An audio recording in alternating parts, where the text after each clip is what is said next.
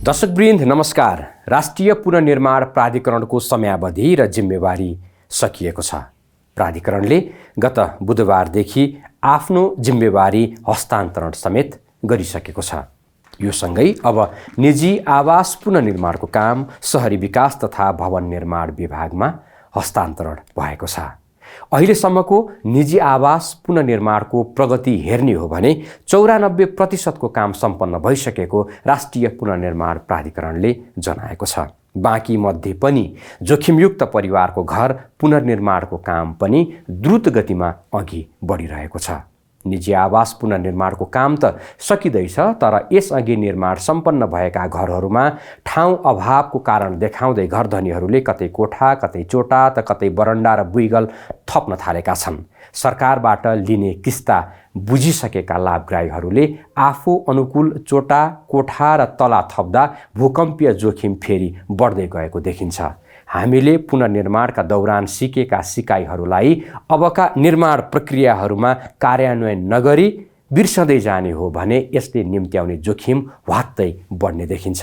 आज हामी भूकम्प प्रतिरोधी घरहरूमा आफू अनुकूल भइरहेका थपघट र यसका लागि जारी भएको निर्देशिकाका विषयमा जानकारी गराउँदैछौँ।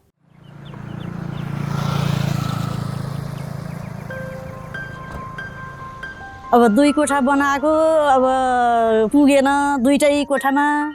तल अब पहिला 4 कोठा बनाउन आँट आएन, ह्याउ आएन।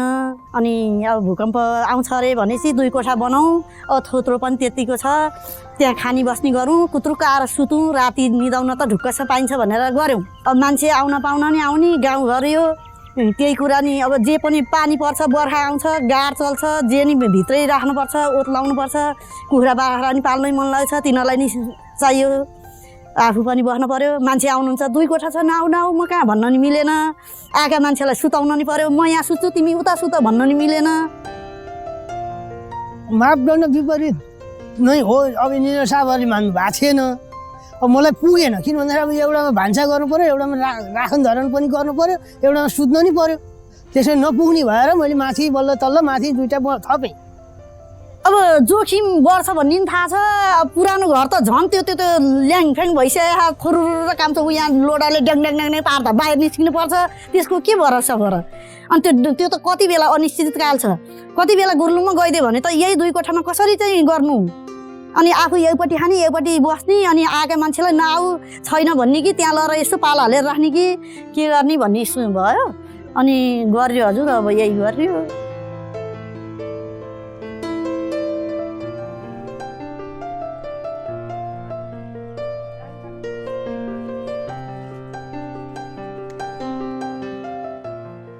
अब वडले नदिन सक्छ। अब माथि तपाईँको मैले उ गरिरहेको छु।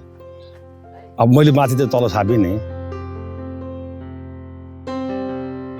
राज्यले त मलाई 3 लाख रुपियाँ दिएको थियो, 2 कोठा बनाएँ। 2 कोठाले मलाई समस्या हल भएन, पछि 2 कोठा थपेँ। अनि त्योभन्दा पछाडि त्यसले पनि मलाई समस्या भयो, पुगेन ठाउँ, र मैले माथि छोटो माथि उचालेँ।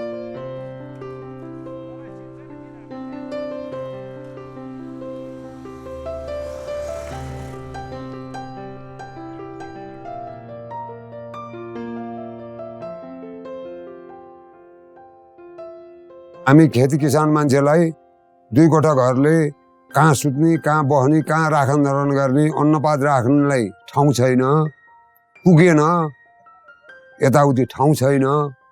कागज गरे भने कस्तो कागज गरे थियो हजुरहरूले? तलो लान पाउने छैन भन्ने कागज गरेको छ सर ओडाले। के बनाएछ त्यसमा?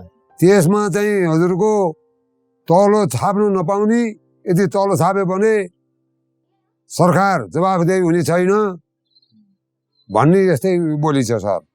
6 जना जान, राखन धरन कहाँ, सुत्ने कहाँ, पकाउने कहाँ, खाने कहाँ, बस्ने कहाँ। हामीले पहिला प्राधिकरणले र वडाले गरा कागज गरे बमोजिम नगरौँ, पास हुँदैन भन्नुभयो। कागज गरेर पास भयो। अब अहिले हामीलाई ठाउँ पुगेन, समस्या हामीलाई यहाँबाट सिर्जना भयो।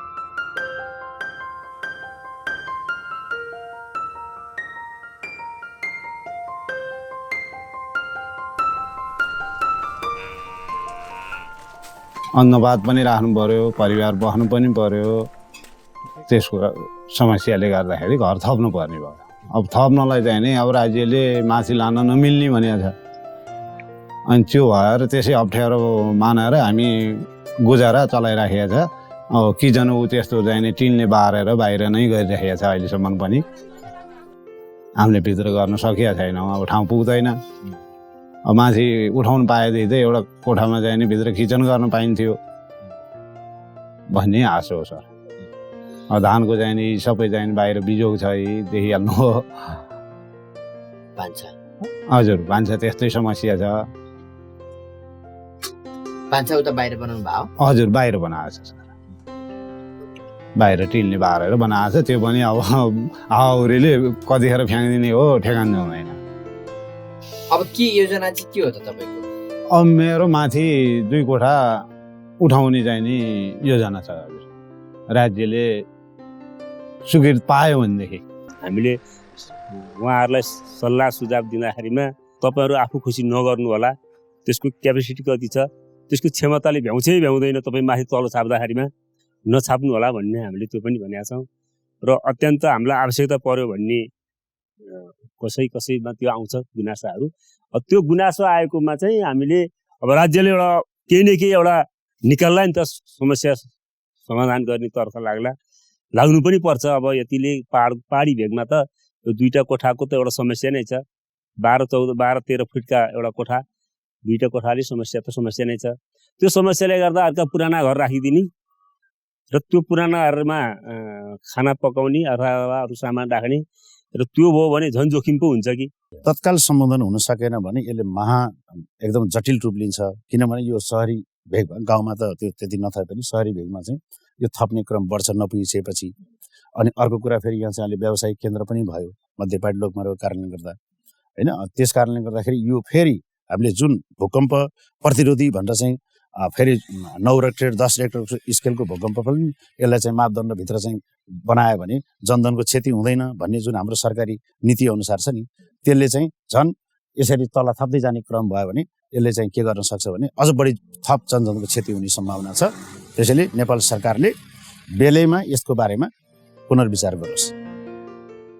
कार्यविधि त अवश्य त्यो नभइकन त हामीले गर्न सक्दैनौँ। एउटा भिजन त चाहियो नि, के हामी के गर्दैछौँ, कसो गर्दैछौँ, कति मापदण्ड, कति त्यसलाई थप्न सक्ने, कति लम्बाउन सक्ने भन्ने कुरो एकदम मापदण्ड नबनाएको त काम गर्न त गाह्रै हुन्छ सर। बनाउनुपर्छ त्यसको लागि चाहिँ। अब खास गरी हामीले घर बनाउँदाखेरि व्यक्तिले आफ्नो आवश्यकता अनुसार त बनाओस्, तर न्यूनतम पनि 120 स्क्वायर फिट को चाहिँ बनोस्। त्यो भनेको कोर हाउसिङ भनेको एउटा कोठा अथवा 2टा कोठा बराबरको चाहिँ जसले मान्छे सुत्छन् त्यो आधारमा। र त्यति न्यूनतम स्पेसले मात्रै कुनै पनि परिवारको सानो परिवारको पनि गुजारा चल्दैन। त्यसको अलावा व्यक्तिले आफ्नो अनुकूलमा र आफ्नो हैसियत आर्थिक हैसियत अनुसार चाहिँ मिलाएर एडिसनल चिजहरू बनाउँछ साइडमा भन्ने एजम्पसन पहिलेदेखि नै थियो। त्यो कारणले हामीले बाहिर जुन थप्नुहुन्छ उहाँहरूको लागि त्यो कति सेफ हुन्छ कति हुँदैन भन्ने किसिमबाट विभिन्न खालका मोडलमा फिट हुने प्रोटोटाइपका डिजाइनहरू हामीले गरिदिएका छौँ। त्यो गरेर एनआरएबाट पास भएर लागू पनि भइसकेको छ। त्यसलाई अलिकति बाहिर तल्लो लेभलमा जानको लागि पब्लिसिटी कम भएर र सेफ्टी अवेरनेसको कुराहरू नबुझेर थाहा नपाएर आफूखुसी बनाएका छन्। र हामीले त्यो एडिसनल रिक्वायरमेन्टको म्यानुअल गाइडलाइन बनाउँदाखेरि विभिन्न अप्सनमा हेरेर जुन प्रविधि आरसिसी छ कि स्टोन मेसनरी छ कि ब्लकका छन् कि ब्रिकका छन् कि अब त्यो चाहिँ कुन साइडमा थप्दा ठिक हुन्छ, 1 तलामा 2 तलामा, यो सबै किसिमको एक्सर्साइज गरेर सेफ्टी मेन्टेन हुने किसिमको जुन एनबिसी 105 र 105 अन्तर्गतका अरू जुन गाइडलाइनहरू छन् गाइडलाइनको रिक्वायरमेन्टहरू पुरा हुने किसिमबाट डिजाइन गरिएको छ र त्यो फुल्ली स्ट्रक्चरल सेफ छ। त्यो कुराहरू लागू नगर्नुको कारण चाहिँ खास गरी मान्छेले जानकारी नपाएर र त्यसको कस्ट पनि थाहा नपाएर हो। हामीले कस्टमा पनि विचार गरेका छौँ। कस्तो किसिमको घरको थियो, थप्दाखेरि कति खर्च लाग्छ, त्यस कारणले त्यो एकदमै युनिफर्मिटी छ। अहिले मुख्य त त्यो कुन निकायले मोनिटर गर्ने, कसले इम्प्लिमेन्टेसन गर्ने भन्ने कुराहरूको क्ल्यारिटी र मान्छेलाई चाहिँ त्यो राम्रोसँग नबुझेको कारणले बनाइरहेका छन्।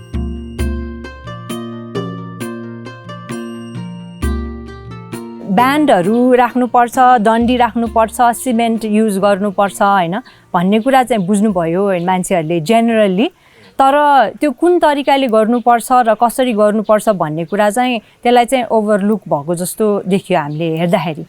त्यो हिसाबले चाहिँ अब फेरि चाहिँ भूकम्प प्रतिरोधी मात्र होइन, त्यसलाई कसरी प्रतिरोधी बनाउने, ब्यान्ड मात्र राख्दैमा प्रतिरोधी हुन्छ या डन्डी बढी प्रयोग गर्दैमा प्रतिरोधी हुन्छ भन्ने छैन नि त।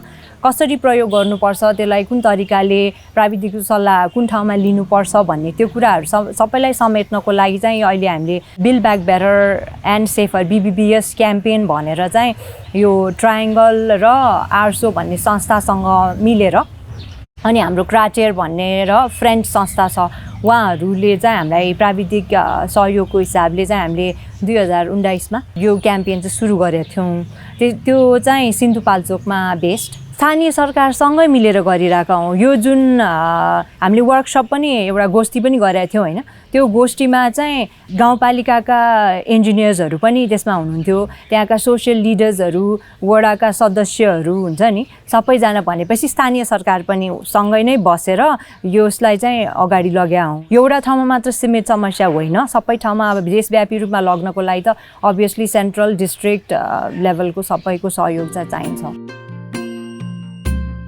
अब पहिला गरेको थियो होइन, त्यसपछि हाम्रो अब के भयो त, हामीले जसलाई ट्रेनिङ दिएको थियो भनौँ न BBBS मोबिलाइजर्स भनेका छौँ हामीले, उहाँहरू चाहिँ सोसियल लिडर्स या हाम्रो डकर्मी दाजुभाइहरू हुनुहुन्छ होइन, उहाँहरूले चाहिँ कम्युनिटीमा गएर घर घरमा गएर यसरी गर्नुपर्छ भनेर जुन एक राउन्डको उहाँहरूले ट्रेनिङ पनि जस्तो दिनु भइसकेको छ त्यही हाम्रो सिन्धुपाल्चोकमा। अब हाम्रो नेक्स्ट यो अहिलेको फेजमा चाहिँ त्यसलाई चाहिँ फेरि रिफ्रेस गरेर अरू नयाँ हामी पुग्न नसकेको एरियाहरूमा पनि गएर अनि त्यहाँका पुरानाहरू नयाँहरू थपेर त्यसलाई चाहिँ अझ व्यापक रूपमा लग्नको लागि चाहिँ पहल गरेका छौँ। हामीले भएका संरचनाहरूको चाहिँ प्रोटोटाइप क्याल्कुलेसन गरेर सेफ्टी मेन्टेन गरेर गरिएको छ, त्यसले पूर्ण नहुन सक्छ। त्यसलाई जुन चाहिँ बाँकी थप कुराहरू गर्नको लागि इन्जिनियर लगाएर त्यसको चाहिँ जुन कोडहरू बमोजिम छ, एडिसनल रिक्वायरमेन्टहरूको लागि चाहिँ व्यक्ति आफैले पनि गर्न सक्छ, उसले प्राविधिक लगाउन सक्छ र एउटा मास स्केलको छ इम्प्लिमेन्टेसन गराउनु त्यस्तो लाग्छ भनेदेखि स्थानीय तहले पनि गराउन सक्छ। यो जति गरिदिएको छ यो स्ट्रक्चरली क्याल्कुलेटेड र सेफ हिसाबले गरिएको छ। यो सम्पूर्ण पुग्ने भन्ने होइन, यो सप्लिमेन्ट्री हो, इट इज नट सफिसियन्ट। आइसी मटेरियलमा चाहिँ के गरेका छौँ भने त्यहीँको पिक्चर लिएर हामीले जुन इमेजेसहरू त्यहीँ देखेको नै लिएर त्यसलाई राखेका छौँ। त्यो हुँदाखेरि यो गलत छ कि छैन भनेर उहाँहरूलाई नै सोध्ने, अनि उहाँहरूले यो अब कतिले त बुझ्या हुनसक्छ न गलत हो कि होइन भनेर, अनि त्यो उहाँहरूकोबाट नै आयो भने त्यसपछि चाहिँ यसको सोल्युसन के हुनसक्छ, यसको सोल्युसन भन्दा मतलब यो गर्नु यो गलत हो, यो सही गर्ने तरिका के हो भनेर चाहिँ त्यसरी सही गलत गरेर चाहिँ हामीले आइसी मटेरियल निकालेको छौँ। त्यो धेरै प्राविधिक कुराहरू राखेर त्यसरी गरेका छौँ हामीले, सिम्पल तरिकाले सबैले बुझ्न सक्ने गरेर पिक्चर्सहरूको माध्यमबाट आइसी मटेरियल निकालेका छौँ होइन। अनि त्यो पनि उहाँहरूले नै युज गर्न मिल्ने गरेर जुन हाम्रो BBBS मोबिलाइजर्स हुनुहुन्छ उहाँहरूले जसरी कम्युनिटीमा जाँदाखेरि युज गर्न सक्नुहुन्छ त्यही हिसाबले चाहिँ यो आइसी मटेरियल बनाएका छौँ। NRL निकालेको एक्सटेन्सनमा त्यसमा कसरी करेक्सन्स गर्ने के गर्ने भन्ने कुराहरू भयो होइन। अब त्यसलाई चाहिँ तर गाइडलाइनको तरिकाले मात्र राखेर नगरिकन इम्प्लिमेन्टेसनमा जानलाई सबैलाई त्यहाँ जो प्राविधिक हुनुहुन्छ होइन उहाँहरूलाई प्रपर ट्रेनिङहरू दिएर अनि इम्प्लिमेन्ट नगरेसम्म चाहिँ यसलाई चाहिँ अगाडि बढाउन गाह्रो हुन्छ होला। यो कार्यान्वयन गर्ने निकाय स्थानीय तह हो र यसलाई फेसिलिटेसन गर्ने निकाय भवन विभाग हो र आवश्यक पर्ने सप्लिमेन्ट्री क्रस सेक्टरल गाइडलाइनहरू हुन्छ नि, जस्तो भवनको त भवनले गाइडलाइन बनाउन सक्छ यो, तर त्यो चाहिँ जुन विभिन्न सेक्सनहरू छन् डिपार्टमेन्टहरू बिचको कोअर्डिनेसन गरेर र गाइडलाइनको चाहिँ एकरूपता बनाउने काम चाहिँ NDRRMको। जस्तो उदाहरणको लागि एउटा ल्यान्डस्लाइड अथवा म्यापिङ सम्बन्धी एउटाले बनाउने, फ्लड सम्बन्धी अर्कोले बनाउने, अर्थक्वेक सम्बन्धी अर्कोले बनाउने र त्यो एक आपसमा चाहिँ तारतम्य मिलेन भनेदेखि हामीले जुन चाहिँ सेफ्टी ओभरअलमा मेन्टेन हुँदैन। त्यस कारणले यो ओभरअल कम्युनिटी गर्ने र यसको लिडरसिप गर्ने काम चाहिँ ऐनको जुन ओरिएन्टेसन अहिलेको जुन अनुसार चाहिँ NDRRMले हो र अरू टोटली इम्प्लिमेन्टेसन गर्ने तल्लो स्थानीय तहले गर्ने हो, अरू फेसिलिटेसन गर्ने कामहरू सम्बन्धित मन्त्रालयहरूले नै गर्ने हो। त्यो खालको हाम्रो चाहिँ कानुनी संरचना त्यस्तो।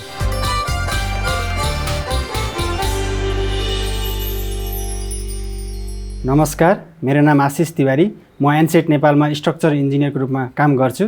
म आज हजुरहरूलाई वाल सिस्टमको घरहरूमा कोठा थप गर्नुपर्दा कसरी सम्भव छ भन्ने विषयमा जुन एनआरएले निकालेको कार्यपुस्तिका छ त्यो विषयमा केही महत्त्वपूर्ण कुराहरू राख्न चाहन्छु। हामीले वाल सिस्टमको घरहरूमा कोठा थप्दा अथवा सदुपयोग हुने स्पेस थप गर्दाखेरि विशेष गरी 4वटा अप्सन छ। एउटा भनेको घरको दायाँ बायाँ लेफ्ट अथवा राइटमा एउटा कोठा एड गर्न सकिन्छ। त्यसै गरी अर्को भनेको ब्याकमा 2टा कोठा एड गर्न सकिन्छ। त्यस्तै गरी अर्को अप्सन भनेको अगाडि बरन्डाको भागमा चाहिँ कोठा वाल लगाएर त्यसलाई पनि युजेबल स्पेसको रूपमा प्रयोग गर्न सकिन्छ। र अर्को भनेको घरको 2टा साइडमा वाल लगाएर पनि यल आकारको बरन्डा बनाएर त्यसलाई थप स्पेसको रूपमा बढाउन सकिन्छ। यिनी 4वटा अप्सन चाहिँ फिजिबल अप्सनहरू हुन्। यसरी कोठा थप गर्दाखेरि हामीले ध्यान दिनुपर्ने भनेको विशेष गरी 4वटा कुराहरू छन्। एउटा भनेको वाल र वालको कनेक्सन, अर्को भनेको पुरानो ब्यान्ड र नयाँ ब्यान्ड बिचको कनेक्सन, अर्को भनेको रुफको कनेक्सन। रुफमा विभिन्न मेम्बरहरू प्रयोग भएको हुन्छ, भाटाहरू। त्यो पुरानो भाटा र नयाँ भाटाहरूमा कस्तो किसिमको कनेक्सन दिनुपर्छ भन्ने हुन्छ। र अर्को भनेको फाउन्डेसन लेभलमा पनि कनेक्सन दिनुपर्ने हुन्छ। अलि हेर्दा जटिल देखिए तापनि यो कनेक्सन एकदमै महत्त्वपूर्ण कनेक्सन छ। यो ब्यान्डको लेभलमा गरिने कनेक्सन हो। जहाँ हाम्रो सिमेन्ट र डन्डी उपलब्ध छ त्यो ठाउँमा हामी यो किसिमको कनेक्सनहरू दिन्छौँ। हामीले यहाँ देख्न सक्छौँ। जस्तै यहाँ हामीले जुन राखेको यो एलिमेन्ट छ यसलाई हामी ब्यान्ड कनेक्टर भन्छौँ। यो ब्यान्ड कनेक्टरमा 3वटा डन्डीहरू छन्। यस्तो किसिमको ब्यान्ड कनेक्टर वालको बाहिरपट्टि र भित्रपट्टि हुन्छ र यो मार्फत नयाँ वाल र पुरानो वालमा भएका ब्यान्डमा हामीले कनेक्सन दिन्छौँ। त्यस्तै गरी यो हजुरले पुरानो कोठाबाट देख्न सक्नुहुन्छ ब्यान्ड कनेक्टर। ब्यान्ड कनेक्टरभन्दा माथिल्लो लेभलमा कनेक्सन छ पुरानो वालको सिस्टममा भने नयाँ वालको केसमा चाहिँ ब्यान्डकै लेभलमा हामीले कनेक्सन दिएका छौँ। यसरी हामीले पुरानो ब्यान्ड र नयाँ ब्यान्ड बिच कनेक्सन दिन सक्छौँ। त्यसै गरी जहाँ डन्डी र सिमेन्ट उपलब्ध छैन, जहाँ काठ पाइन्छ अथवा काठ अथवा ढुङ्गाको प्रयोग बढी हुने गर्छ, सस्तो पर्न जान्छ, त्यो ठाउँमा चाहिँ हामीले के गर्छौँ भन्दाखेरि काठको प्रयोगमा मेटल स्ट्र्यापहरू युज गरेर जुन आजभोलि सजिलै गाउँघरमा पनि बनाउन सकिन्छ। त्यसमा हाम्रो किलाको प्रयोग गरेर यसरी पुरानो ब्यान्ड र यसरी थप गरिएको नयाँ ब्यान्डमा हामीले कनेक्सन दिन सक्छौँ। एउटा महत्त्वपूर्ण कनेक्सन भनेको यो हो। त्यसपछि अर्को भनेको हामीले फाउन्डेसन लेभलमा जगकै सतहमा पनि कनेक्सन दिँदै आउनुपर्ने हुन्छ, जुन हामीले यो चित्रमा देख्न सक्छौँ। यसको डिटेल चाहिँ अब हाम्रो कार्यपुस्तिका जुन अङ्ग्रेजीमा भएको कार्यपुस्तिका इन्जिनियर्सहरूको लागि, आर्किटेक्ट्स, सब इन्जिनियर्सको लागि छ भने त्यस्तै नेपालीमा भएको कार्यपुस्तिका घरधनीको लागि डकर्मी, सिकर्मी, त्यस्तै सामान्य भाषामा लेखिएको छ। त्यसमा डिटेलमा सबै कुराहरू राखिएको छ। सामान्य रूपमा भन्नुपर्दाखेरि चाहिँ फाउन्डेसन लेभलमा पनि कनेक्सन यसरी दिँदै हामी आउँछौँ। डाबेलहरूको प्रयोग गरेर यसरी हामी कनेक्सन दिन्छौँ। त्यसपछि हामीले अर्को इम्पोर्टेन्ट कुरा भनेको वालमा पनि कनेक्सनहरू, अघि मैले जुन डाबेल फाउन्डेसन लेभलमा देखाएँ त्यस्तै कनेक्सन हामीले वालमा पनि दिँदै जान्छौँ। यहाँ जुन हजुरहरूले देख्न सक्नुहुन्छ। त्यसै गरी अघि भने जस्तै जहाँ सिमेन्ट र डन्डी उपलब्ध छैन त्यो ठाउँमा हामीले यसरी ढुङ्गाको प्रयोग गरेर पनि कनेक्सन दिनुपर्ने हुन्छ र जुन सजिलो छ, सम्भव छ, हामीले देखिसकेका छौँ। र अर्को कुरा भनेको ठाडो डन्डी।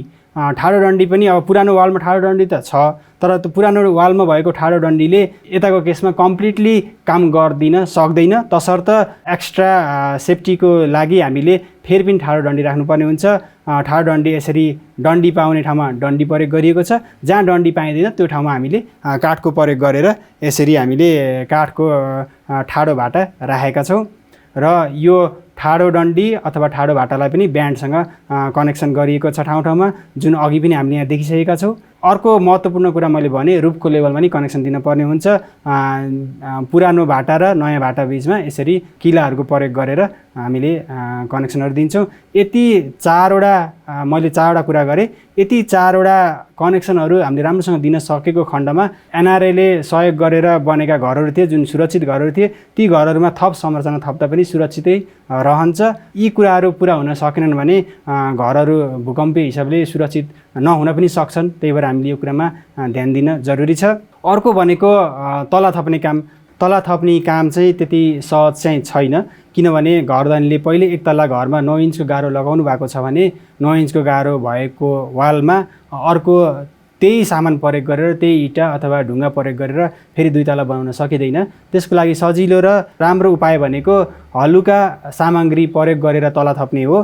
त्यो भनेको हाम्रो हाइब्रिड म्यानुअल जुन एनआरएले पब्लिस गरेको छ त्यो फलो गरेर हामीले तला थप्न सक्छौँ।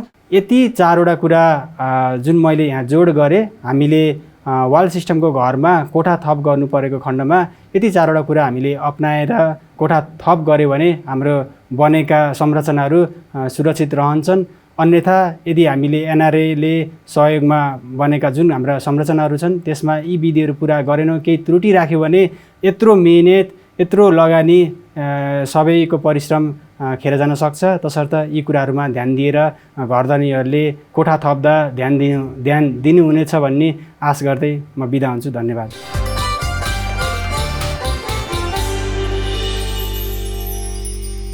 दर्शकवृन्द, राष्ट्रिय पुनर्निर्माण प्राधिकरणले एक्सटेन्सन गाइडलाइन तयार गरे पनि फिल्डमा यसको प्रभावकारी कार्यान्वयन हुन सकेको छैन। लाभग्राही र डकर्मीहरू मात्र होइन, स्थानीय तहका जनप्रतिनिधि र प्राविधिकहरू समेत यस विषयमा त्यति जानकार छैनन्। परिणाम, मानिसहरू आफू अनुकूल असुरक्षित ढङ्गले कोठा चोटा थप्दैछन्। त्यसैले बनिसकेको गाइडलाइनलाई तलसम्म पुर्याउने, यसबारे तहगत रूपमा प्रशिक्षण सुरु गर्ने, व्यापक जनचेतना विस्तार गर्ने र स्थानीय तहलाई पनि विषयको गम्भीरता बुझाइ कार्यान्वयनको जिम्मेवारी र अधिकार दिने हो भने यो समस्या बिस्तारै न्यूनीकरण हुँदै जाने देखिन्छ। हवस् त, आजलाई बलियो घर सुरक्षित नेपाल यति नै। जाँदा जाँदै कोरोना सन्देश यहाँहरूमाझ राख्दै बिदा हुन्छौँ। नमस्कार। नेपाल सरकार स्वास्थ्य मास्क लगाऊ, भौतिक दूरी कायम गरौँ, बेला बेलामा साबुन पानीले हात धोऊ। नेपाल सरकार स्वास्थ्य तथा जनसङ्ख्या मन्त्रालय, राष्ट्रिय स्वास्थ्य शिक्षा सूचना तथा सञ्चार केन्द्र।